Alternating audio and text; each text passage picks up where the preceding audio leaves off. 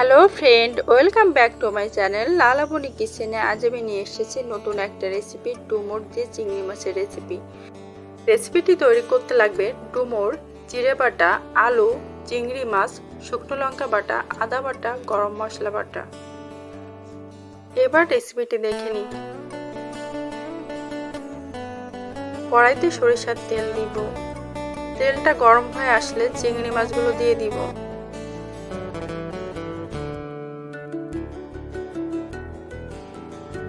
চিংড়ি মাছ হালকা একটু লাল করে ভাজি করে নিব। চিংড়ি মাছ ভাজি করা হয়ে গেছে। এবার আমি চিংড়ি মাছগুলো উঠিয়ে নিব। আমি একই তেলে হাফ চামচ গোটা জিরে দিয়ে দিব। এবার আমি কেটে রাখা আলুগুলো দিয়ে দিব। আলুগুলো আমি আগে থেকে সেদ্ধ করে রেখেছিলাম। এবার আমি এখানে দুটো দারচিনি দিব। কেটে রাখা ডুমুরগুলো দিয়ে দিব। ডুমুরগুলো ভালো করে ধুয়ে হলুদ দিয়ে সেদ্ধ করে নিয়েছি। এবার আমি এখানে চিংড়ি মাছগুলো অ্যাড করে দিব। ভালো করে নেড়ে নিব।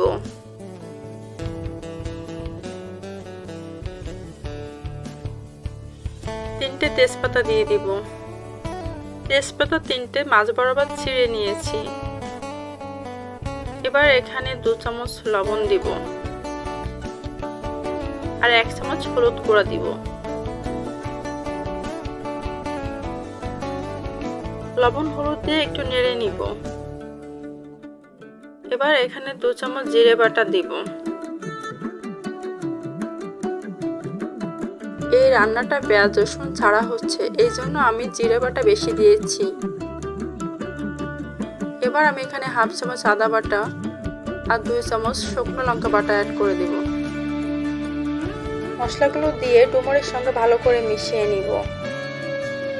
এবার এখানে অল্প জল দিব। অল্প জল দিয়ে 3 থেকে 4 মিনিট আমি ডুমুরটা কষিয়ে নিয়েছি। ভিডিওটা ভালো লাগলে ফ্রেন্ড অ্যান্ড ফ্যামিলির সঙ্গে শেয়ার করুন আর প্লিজ সাবস্ক্রাইব করে পাশে থাকুন। ডুমুর কষানো হয়ে গেছে। এখানে পরিমাণ মতো জল দিব। ডুমুরটা সেদ্ধ করা আছে, এই জন্য জলটা কম দিয়েছি।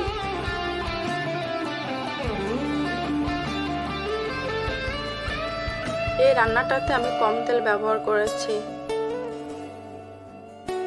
এবার আমি এখানে 1 চামচ চিনি দিব।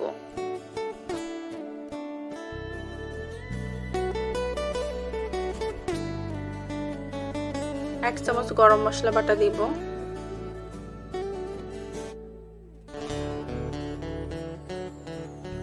গরম মশলাটা ভালো করে তরকারির সঙ্গে মিশিয়ে নিব। জিরে ধনে গরম মশলা ভেজে গুঁড়ো করে রেখেছিলাম, সেই ভাজা মশলাটা 1 চামচ দিয়ে দিব